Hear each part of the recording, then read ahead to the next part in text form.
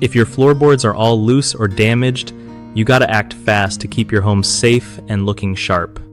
So, first up, if you notice any floorboards moving when you walk on them, grab a hammer and some nails and nail them down tight.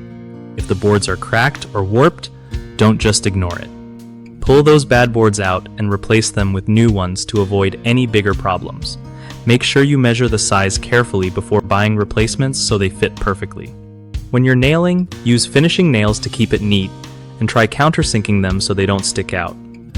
If you want the floor to look seamless, sand down the edges of the new boards before installing them. Also, consider using wood glue along with nails for extra hold, especially if the boards are prone to shifting.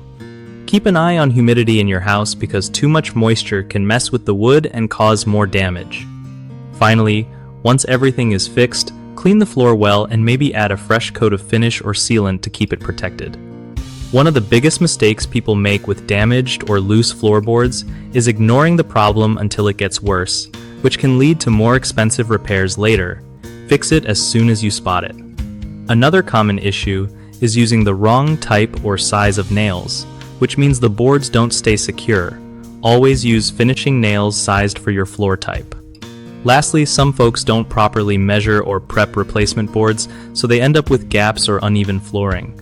Take your time getting the measurements right and sanding the edges for a smooth fit.